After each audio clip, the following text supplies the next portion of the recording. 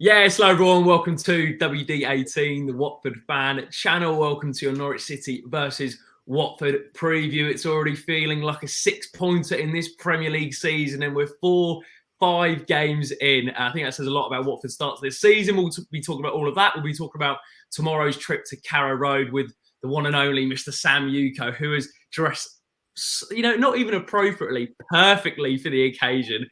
He's worn the shirt which we won away at Carrow Road in 2019-20. Gerard Deulofeu and Andre Gray on the score sheet that day. Sam, it's a phenomenal performance from you, and we haven't even played on Saturday yet. So how are you doing, buddy, first of all? Yeah, no, I appreciate that. I wasn't actually consciously thinking about it, to be honest. I actually think it's a really underrated Watford shirt. Not really looked at because it's obviously relegation season. I got it in the at the end of the season. I don't know if Carrow did it last season, but Adidas would stick all the shirts left over for a tenner. So I just got it. I was a bit done with the relegation. I was like, do you know what? I might as well. I could have been the last Premier League shirt for a while, so I just went and bought it. Sam, are you one of those guys where, like, for example, that is a beautiful kit, but are the kits determined by how well we do in the kit, or is it just purely off that one? I think the prime example of that is, we've spoken about this a lot. One of the best Watford shirts we've ever had was the season under Dryworld. Both of those kits were beautiful, but no one's going to think about them because it's Walter Mazzari and not the fondest memories, except for, of course, Juan Camilo Zuniga's goal against Man United. Just think of that one straight away. It's a beautiful shirt, but definitely I do think it dictates it, because we've had this discussion before where, like, we're talking about what shirts will our kids buy as, like, your retro shirts, all sorts of things that we grew up wearing. And I was thinking, I think the FA Cup final shirts with the stripes, I think that one, obviously people will be buying that one because it's a banging kit, but also because of how well we did in it. And Sebastian Prodel, when he pocketed Sebastian Prodel. Oh, brilliant. Yeah, brilliant. White shirt away in that season as well was a beauty. Lovely. I'm calling it now. A Sebastian Prodel-esque job on Ibrahimovic will be Sierralta against Ronaldo in, I think it's about a month's time, I think, to be fair, or just over. It's the power of the man bun. It's the power of the man bun. Exactly that. But, just on that, it's going to be so typical Watford. I say we're going to beat Man United because I think it's an interesting one tomorrow, whether we win or lose or draw, which I think we'll draw. I'll come on to that later on. But it's just typical, we'd lose these sorts of games. Then in November, where we've got our hardest run of fixtures, we go on a 5-game winning run against Man United, Man City and Liverpool. So that would be typical Watford. And excited for tomorrow. Very good point. When you least expect to with Watford, that's when we deliver. Before we do get into Norwich versus Watford, a bit of housekeeping. Of course, please leave a like on the video as always, guys. Thanks to everyone who's watching at the moment. And if you're watching this back, let us know your thoughts in the comment section below and your thoughts in the live chat. Subscribe to the channel if you're new. And if you haven't already, make sure you check out the first 2 episodes of the Speaking Up series here on WD18, run by Sam, presented by Sam, produced by Sam. It is it's just a important discussion topic, really powerful as well. And there's some great episodes coming up. I think there's 5 in total, aren't there, Sam? So we've got 3 more coming up. Yeah, really enjoyed them so far. Thank you everyone for the messages as well. Really important. And thank you again. Top man. So make sure you do check that out. We'll leave the link in the description. If you want to watch the 2 back-to-back, if you go over to the playlist tab on our channel, we've put the first 2 episodes up there as well. So make sure you do that. Sam, look, we'll go straight into it. Norwich away tomorrow. Are you glass half empty or glass half full going into tomorrow? It's such a difficult one because I was thinking, and we said just off air before, is it irrational to say already it's a 6-pointer because it's so early in the season? And I was saying as well earlier, I feel like this is a Coventry away sort of game as well, where this could either, if we lose tomorrow, I'm not saying if we win it will turn things around, but if we lose, I think it could have a big impact on our season even at this point. Pressure's mounting on Xisco, even at this point, from certain members in the fan base. We know the pressure will be on from the Pozzos, as it always is, because you're 3 defeats away at any point from losing your job at Watford. So it's massive, not just for the team, not just in terms of the league table, but massive for Xisco as well. In terms of me being half glass full, half glass empty, I'm somewhere in between. I think you can't be too pleased with our performances so far. I think even it's become clear that we were okay against Aston Villa, but it's become clear that we caught them on a bad day rather than us becoming good. But at the same time, it's still early in the season, and there have been some positive signs there, such as that last 15 minutes or so against Brighton. Obviously, the win against Aston Villa. I thought we were okay in parts against Tottenham as well. It's just that last week was really, really poor for the majority of the game. So I'm somewhere in between. I think for every game, the amount of negatives, you have to take the positives out of it as well. But tomorrow is absolutely huge already. But not even just tomorrow, mate. Like looking ahead for the next 3 games, not only for Watford, but for Xisco Munoz, we've got Norwich away, Newcastle at home, and then Leeds United away before the next international break, which seems to be, they're just so awkward and so annoying, the international breaks that kind of fit in the mid-season. I'm kind you say that. I know it's annoying for us as supporters, but I think it is important for us in some ways as well as a football club and as a team. I think it just gives us an opportunity just to take a step back, and particularly this early in the season where we're still adjusting, getting players fit. As I said, I don't think we'll see. I don't think we'll see João Pedro or Kiko Femenia until after the international break, just because of their long layoffs from the injuries. So it's important in that sense. And also, if things don't go to plan against Norwich and Newcastle, I think we could be seeing a managerial turnaround as well in that international break. So I think it is important, as frustrating as it is for us as fans. So, Sam, just a good comment here from Oliver Brown. Before we get into that, he did say, "Are you going tomorrow?" Yes, both of us will be at Carrow. So if you do see us, come and say hello, have a chat. And if you're of legal age, we'll buy you a pint as well. Oliver says, next 3 games, we need at least 6 points, Sam. Is that the same thinking as you? Yeah, definitely. I mean, I would have said, for me, the Leeds away was more of a free hit sort of one. I don't want to say free hit because it's a place we could be getting points at, but I think it was Wolves. I said Wolves, Norwich and Newcastle, we need at least 7 points, 2 points in a draw. The fact we've lost one of them means that we have to kind of push over the next to Leeds as well. So I think 6 to 7 points I think we need to get if we are going to, put any sort of stamp in this league at all. Because no. I think we have threatening players, but I don't think teams look scared to play us. I think Tottenham didn't really have to get out of second gear. Brighton bullied us, to be honest, in that first half, and Wolves in that second half had complete control of the game. And we need to bring back that sort of fear factor in the team, even though we've got the threats of the likes of Sarr and Dennis. We just look a bit weak in certain areas of the pitch. Yeah, I guess that kind of opens the conversation, Sam, about kind of, does Xisco Munoz know his best starting 11? I personally don't think he does yet. I think he likes the 4-3-3. We all know that. I don't think he'll move away from that 4-3-3 because that was the formation that basically instigated our run through promotion. And he's obviously been working on that in pre-season. But the fact of the matter is, Sam, we've kind of, the fullbacks have been changing. Not really his fault in the sense that, Kiko's been injured and Gakpo have had to fill in.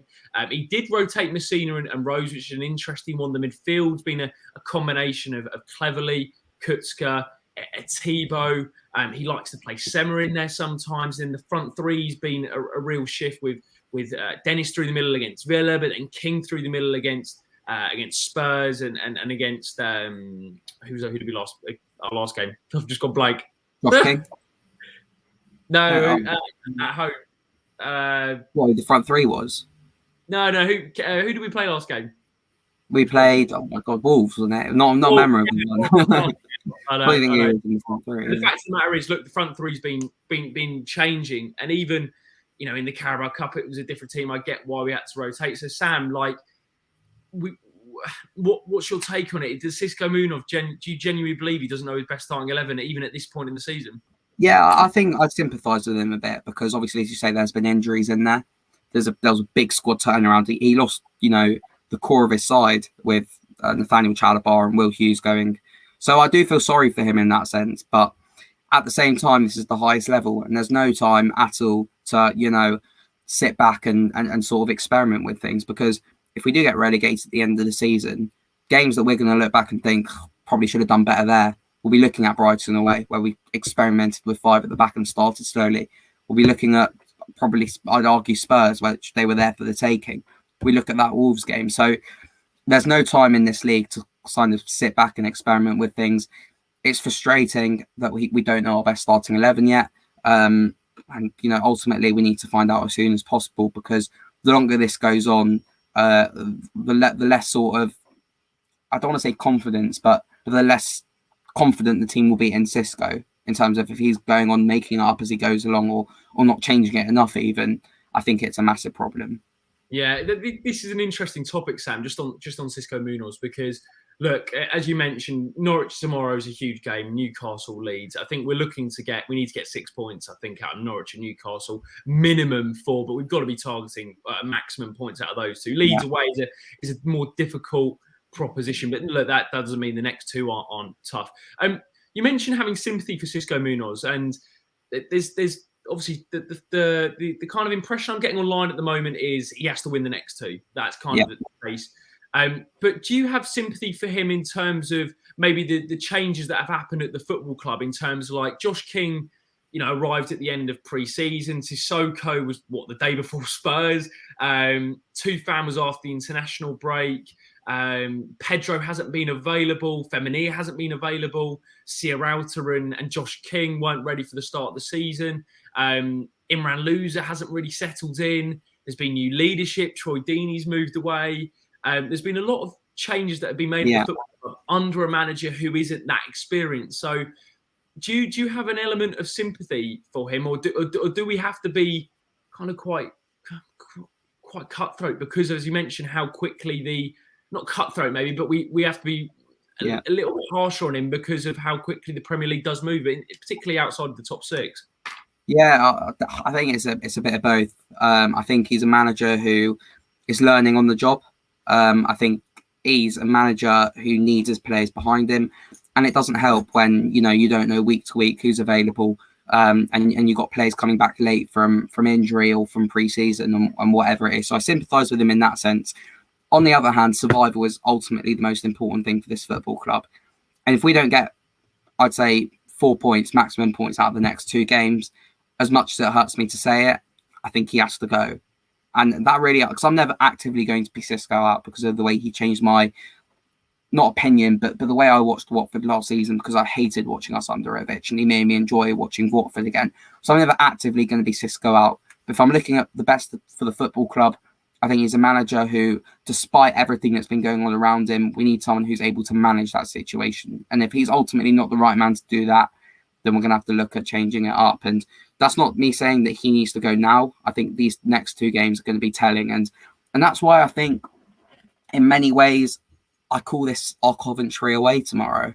I feel like if we'd, I think against Coventry, he was one game away after that from losing his job. If we'd lost that Bristol City game, which we won 6-0, and he changed it up, and ultimately, our season turned around from that point. I view tomorrow in the same bracket. I think he has to turn it around tomorrow, find a new solution. I know Norwich aren't the strongest side in the league, but it will go a long way in telling us where we're at. And I think it's massive for us tomorrow. Yeah, good comments there from Sam, and a good comment here from Alistair Anderson, who says managerial change might be counterproductive pre-Christmas since the squad isn't established. It worked previously because there were long-standing characters in the squad, e.g. Deeney. I think it would be a big gamble in that respect. It is a gamble, but you also have to you have to trust the Pozzos, I think, because it's worked every single time. As frustrating as it is, and I think every Watford fan is pretty much fed up now with the revolving door. I think the media are bored of it as well. The media, they love talking about Watford with it, and it'll just be another bit of ammunition for them. But ultimately, we have to look at two things: one, survival for the football club, and two, it's only not worked for the Pozzos a handful of times. Even with Vladimir Ivic, he set out the foundations for us to get promoted. Walter Mazzari kept us in the Premier League. So you have to trust that if they did get rid of Cisco, they'd bring the right man in. So that's where my thinking is. And as I said already, I'm never actively going to be Cisco out unless the situation gets really bad. But we do need to improve over these next 2-3 games. Yeah, we need to get points to the board, and we need to put a ball at the back of the net, because there's been 3 games without a goal, which is the concerning thing for me. Sam, just on that, we've talked a little bit about Cisco there. We've talked a little bit about the lineup. Could you see him potentially moving away from that 4-3-3? Or would you, if you were Cisco, move away from that 4-3-3? Because just personally, Sam, I've watched I've watched the first 4 games of the season, and one thing that's been a theme throughout is the progression from midfield. I mean, it's been pretty much non-existent, to be completely honest with you. Yeah. That could be potentially due to personnel going a little bit more games. I mean, do we continue with it and maybe try a two-fan or a loser in there to give us that opportunity to progress the ball? I think we could see Ozan Tufan tomorrow. I think his tweet, I said this to you before. I know you can't read too much into tweets, but he put that little timer replying to Watford's tweet, and you can't read too much into it. But yeah, no, I've had a word with Ozan, and he's told me a lot. All of Turkey will be watching the game tomorrow, so we know he's playing. I think it's a personnel problem. I think from either one, he won't be ready till after the international break, I don't think. But João Pedro is the one for me. I think he's the important one. I don't think he'll change the formation tomorrow, and I hate 4-4-2. I really don't like it, even though it might be, perhaps one of our strongest formations with this side. I still think it would be interesting to see how we play in a back five, with probably a back three of Messina, Sierralta, Troost-Ekong, and Rose and Kiko Femineri either side. I don't think we'll see that tomorrow, but again, it's a problem that I don't know this squad well enough to say our best team, and that's ultimately the downside of letting the players run down their contracts again and having this big squad overhaul. So that's not to be overly critical, but again, this is where I sympathise with Xisco, that it's difficult for him to know his best team when he ultimately doesn't know his best players. And I guess if we did move to the 3 at the back or 5 at the back, it then begs the question, where would you play Ismaila Sarr? Because he is our best player and we need to play him in his best position. Look, Kike, try playing him as a second striker. I mean, look, he scored away at Southampton, but I don't think we're getting the best out of him in that position. But this is all very much hypothetical. All very much hypothetical. Let me just have a little look through your comments. Thanks to everyone who's watching at the moment. Some really interesting views, actually. So thank you to everyone who's got involved. Mr. Testosterone has gone 43-1. King should remain, either Cucho or Sema on the left. We were just discussing before, Sam, weren't we, about Cucho? You see him coming in tomorrow? Yeah, I think I can go through my whole predicted starting 11 if you want. Yeah, go for it. I think tomorrow, we'll see. I think we Dan Backman in goal. I think it'll be an unchanged back four. I actually think the back four, I know Sierral's probably had his worst performance in the Watford shirt last week, if we're being completely honest, but I think for 70 minutes, he actually did quite well with Troost-Ekong as well. So I think he'll be unchanged with the back four, which will be Danny Rose, Troost-Ekong, Sierralta, and Jeremy Ngakia. I think we'll see a midfield 3. I think he'll drop Juraj Kucka tomorrow. I think it will be Peter Etebo, Tom Cleverley, and Musa Sissoko. And then I think it will be Cucho Hernandez. I think it will be Emmanuel Dennis and Ismaila Sarr. I think he'll drop Josh King, particularly after his. I didn't think he was too great last week. I know he's a focal point up top and he's perhaps a physical presence, but I think he'll go with as much pace as possible tomorrow. Yeah, James has gone. What would be your midfield 3? Personally, I'd say Etebo, Tufan, and Sissoko. I think it's a bit of a risk in the calibre of the game to chuck in Ozan Tufan. I think we'll see him on the bench. Personally, I think if I was Xisco Munoz, I'd go same as Sam, Etebo, Cleverley, and Musa Sissoko. I think that's probably the 3 I'd go for. I just think Sam Kucka, just on him, he looked really off it, I thought. Is that down to the international break, or potentially did he set the bar so high against Aston Villa that every time we watch him and he doesn't hit the same level, we're going to judge him harshly? But I don't think it's harshly, because in the Premier League you need players playing at that level every single week, or you get punished ultimately, as we saw last week. He looked really leggy. He's a player who's in his 30s in international break. I wouldn't read too much into it. He'll be back. He seems to be a really good professional. It's just one of those things. But I just think that someone like Tom Cleverley, we need his energy tomorrow and his pressing ability as well. And also another area, I know you can't really put someone in based on leadership skills, and that's not a reason to put them in. But I think we lacked real leadership last week in the team. And I think having Cleverley in the middle of the park to kind of set a tempo and set precedent in the game, I think will be really important. Yeah, I think that kind of goes unnoticed, doesn't it, with Tom? Because, over the past couple of seasons, again, he's never played that kind of splits opinion in the respect that some people think he's maybe shouldn't be playing week in, week out. But I think for me, he has to be, because number one, purely for that leadership quality. We now try out the team. We need leaders in there. And I think it's asking a lot of Troost-Ekong, who's only been at Watford for a season, to come in and really be that main leader in the squad. I think Tom Cleverley gets the DNA of Watford, and I think we have to be playing him. And also, Sam, just on what he offers to the team, that certainly, I remember you saying it quite a lot, he sets a precedent for the performance. If you feel Tom Cleverley's on it in the midfield, the other midfield, he kind of carries them through. Do you see what I mean? 100%, 100%, and particularly tomorrow, we're going to need as much experience in there as possible. And I know Juraj Kucka is an incredibly experienced player, but whether it's his sort of game, I think it's one that we're going to be looking to swarm them in the middle as much as possible.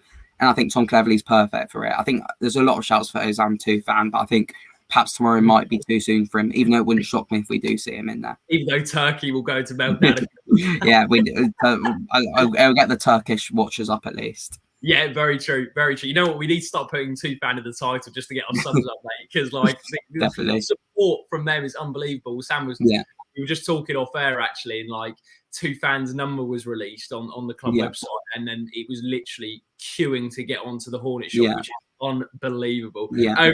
And really quite strange for like, you know, we're not the biggest of football clubs, and that's quite normal if, you know, Grealish goes to Man City or Ronaldo goes back to Manchester United. But for Ozan Tufan to come to Watford, I think that I can't remember another time where the club shop has been as busy as that. Can you? Yeah, no, exactly. Even Sierralta, I mean, there wasn't. I don't think it crashed when he joined us, but he had a big Chilean following. He still does, and you see all these Chile fans commenting, "Play Sierralta, play Sierralta." They were right all along. To be fair, he wasn't playing, and they were like, and we were losing games or drawing. And he was like, "Play Sierralta, and you'll win these games." And they were right, to be fair. So, I mean, just honestly touching on Sierralta, I mean, last week he was really poor. As I said, I thought it was his poorest game in a Watford shirt, for being honest. I thought he was at fault for both goals, the own goal and losing his man as well, for Wolves, his second goal. But it's a one-off from him, and I think he's absolutely massive to the Watford defence. Gives everyone confidence. He can play with the ball at his feet. So I wouldn't worry or think about dropping Sierralta, to be honest. John in the comment section, Norwich might be low on confidence, but they will look at this game as a chance to get off the mark. We have to want it more than Norwich. The character of the squad team has to show through a huge game tomorrow. Oliver says he would like to see Tufan play. I think very much we're relying on that progression midfield through Tufan or Loser, who I think Loser's just taken a little bit of time to click with him. Hasn't been given really... Yeah. I feel a little bit bad for him, Sam, Imran Loser, because you know, I actually called for him to start against Brighton, and maybe it was a bit of a baptism of fire for him getting pulled at... It was at half time, wasn't it? He really wasn't playing great. But... I just think that might be a case of similar to, I don't want to harp on about it, but when Abdoulaye Doucouré joined Watford, it took time for him to get to the speed of the game, and Ligue 1 and the Premier League are just complete chalk and cheese in terms of the tempo of the game. So it's just, I think we've got to take time with Imran and give him time to set it. Definitely. I mean, you have to bear in mind as well, we've got a Carabao Cup game on Tuesday night where I reckon we'd see the likes of... That's why, again, I don't think we'll see Tufan tomorrow, because I think he'd save the likes of Tufan and save Imran Loser for Tuesday night against Stoke. I say save, it's just an opportunity for them to have a run out, really, in the Ben Wilmot derby. I'm actually disappointed about that. I thought I was really looking forward to watching Ben play, but I think I intend on... So I'm going up to uni on Sunday, and I intend on missing 2 games, which I think will be the Stoke game and probably the Newcastle game as well. But except for that, obviously, so poor for me. I'm sorry, I thought, you know, I would come back for the Stoke game, but you know, I think you've got important things going on. Yeah, exactly. Watford is right up there, but like if you're moving into uni, that has to take priority. Exactly. You know, in the rain and the cold on a Tuesday night, watching Watford Stoke with about 10,000 Watford fans there, it's a difficult one to weigh up. But yeah, exactly. I think what were we saying? Just about Imran Loser. Look, I wouldn't write him off. I think it's one of those perhaps that will take time. Might not be even till next season that we get the best out of him, But as we said with Abdoulaye Doucouré, when he joined, we tried him in different positions. It took him time to settle down, and ultimately he was been one of the best midfielders in the Premier League era for Watford. So I wouldn't write him off yet. I think he will come good. So it's just a matter of time with him. Natalie in the comments, I think if we don't win tomorrow, I'll be very concerned where the points will come from. I think that sums up why it is such an important game tomorrow at Carrow Road. Alistair again in the comment section, with 5 at the back, you could play Sarr and Cucho on the wings to run past one of King, Pedro, Dennis up front, with a Thibaut and Cleverley, or Sissoko in the middle, Rose, Cabba, Sierralta, Troost-Ekong and Femenir. At the back, I mean, Sam, to be honest with you, I've been calling for a 3 at the back. Obviously, we chat a lot about the club, and I think 3 at the back is the way to go. Personally, I just think, look, I know we have... the thing is, with Sarr playing him as a striker, he drifts out wide anyway, so he doesn't even play as a central striker, to be honest with you. And And even Dennis, if you played those two together, or King and Sarr, I think King and Sarr would work really nicely. Actually, I think they complement each other well. I just think three at the back, it might be the way to go. I really do. Yeah, I really believe I think the only downside to that sort of formation would be, I think this suggested one would be a 5-2-3 sort of thing. I think we could get slightly overrun in certain games and perhaps give them a little bit too much space in the middle. But certainly, if we don't get overloaded in the midfield, it's something I'd be open to. But then you have to question where do you fit the likes of João Pedro in, who I think he is the one to start. When he is fit, he's the first name on the team sheet. I think he's the missing piece of the puzzle. So I think it's about, perhaps building around him to an extent as well. Yeah, that is incredible. That João, like, I almost completely forgot about him because he hasn't been involved this season. I think he's just been a massive miss, hasn't he, Sam? Because people don't realise. Yeah, he was so important to us. I think it's one of those you don't realise how good he is until he's not in the side. And he was, I know he went on a big goal drought towards the end of last season. I don't think he scored in the last few months, but what he was doing for the side generally, the grafting, the build-up play, dropping deep, winning tackles, starting the occasional scrap as well is absolutely massive, and he is so important for us, I think. Absolutely, mate. Absolutely. An interesting one just on that five at the back is, as Freddie thinks a 5-2-3 could work, we have struggled twice against three at the back formations, which I guess is another black mark really against Xisco Munoz's kind of coaching CV, is the fact that he didn't really adapt the second time against Wolves, where it was similar to the Brighton game. We were getting over in midfield. Neves and Moutinho were kind of dictating the play. Oh, they were walking about. They had it. They had a field day. It was a training session for them. And Traore and Trincao were just it was a struggle. It was a struggle. He is a baller, by the way. It's a complete side point, nothing to do with the game. I love Trincao. I think he is going to be an absolute baller. Looks proper. Yeah. So good. Yeah. Move on to the comments. Good to see you, buddy. It's all well and good saying we need Cleverley to start for his pressing, but we don't actually press. Sam?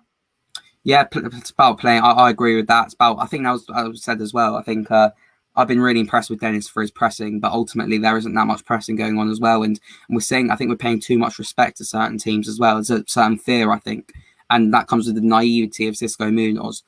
So it's about playing to the player's strengths as well. And I think the midfield area is the one that really needs to improve.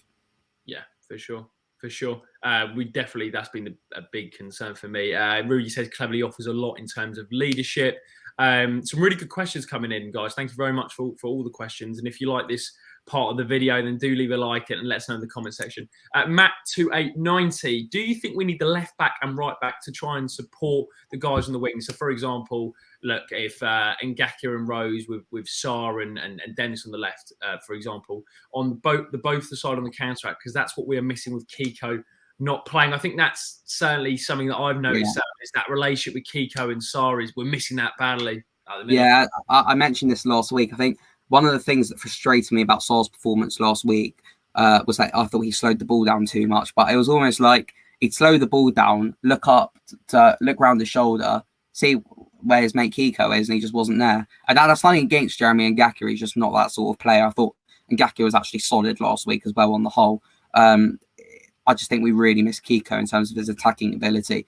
Whether we might get caught out on that right-hand side as well in certain games, I think it's an interesting discussion to have. But I think certainly for a game like tomorrow, I think we're really going to miss Kiko Femenia. Yeah, Sarr has to be our main outlet tomorrow. So it'll be interesting to see how he's deployed. I absolutely agree with this comment from Callum, Sam. Exactly what Lou just said with the lack of pressing. Games like Norwich and Wolves, we need to take it to teams and play on the front foot. I couldn't agree more with that. Completely agree with that. And I think it's perhaps it's a respect thing. I think it's a fear thing as well. Perhaps with, I don't know, the likes of Adama Traore in behind. I think perhaps Norwich is one that we could be looking to play on the front foot a bit more, even though we are away from home. I think last season we really punished them we created so many chances. I think as good as we were in that 1-0 win against them last season that ultimately got us promoted, the downside to it is it should have been 5 or 6-0, not just 1-0. I think we missed a couple of really good chances in the first half. So I think as long as we, can roughly get at them as we did last season, I think we will be completely fine tomorrow.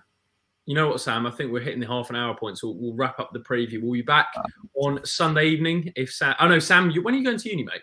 I'm going Sunday morning, so I don't know if I'll make the match reaction on Sunday. No, oh yes, no, you know what, Sam? Oh, you know what? It's an emotional one. This is the last. Available. This is the last video in the bedroom for a long time as well. It's a disappointing one. It's a mare, I know, but I've got a massive poster of I got a picture of it was Deeney and Cathcart celebrating the goal against Tottenham to go on the wall. So what a day! What a day! Yeah, I just got a couple of Watford photos to go up. So it will almost be like my bedroom as I've got already here. But yeah, it served me well. So round of applause for the bedroom, I suppose. Yeah, make sure you leave your nice comments in for Sam. He's going to Birmingham Uni on Sunday, moving in, which is amazing. So yeah. Thank you very much to everyone who's watched today. Sam, look, we've got to finish it with score predictions. Norwich away tomorrow, big game. I'm going to kick it off, Sam. I'm going to go for an optimistic 1-0 like late grab win with Ismail Assar on the score sheet. My prediction is Norwich are going to have a lot of the ball. We're going to hit them on the break. Ismail Assar, bang. Love that. I'm going to go. I think it's going to be a really good game tomorrow. Actually, I think I'm going to go for a draw. I think it'll be 2-2 tomorrow. Ooh. I think we'll go 1-0 down. I think we'll go 2-1 up, and then I think it'll be 2-2. Let us know your score prediction in the comment section. That's bold from Sam. James has gone 2 on Watford. Rudy's gone 1-1. Charlotte with a lovely comment. Good luck at uni, Sam. Make sure you pack a range of Watford shirts for the video. Yeah, well said, Charlotte. Well said. But look, that is where we're going to wrap it up. The nerves are starting to go a little bit now because it is a huge game for Watford against Norwich City at Carrow tomorrow. Thank you to everyone who joined us today. We really enjoyed that. Some great chat. And we'll be back on Sunday. Sam won't be around because he's moving to uni, but myself and the guests are to be confirmed. I'm hoping we can get some really good guests. I think potentially we're going to try and get the Voice of the Vic guys on as well. Mike and Ben, absolutely top lads. We're going to get them on. And make sure if you haven't listened to their podcast, you do. All the other Watford podcasts from the Rookery End. Who else have we got that I'm missing out here, Sam? We've got the Watford Way. Club. We got Club. Yeah. There's loads, so make sure you check them out. And if you like our content, please do leave a like, subscribe to WD18, comment down below your thoughts. We'll see you very, very soon for more videos. Thank you for watching. And up the Hornets. Come on, you all.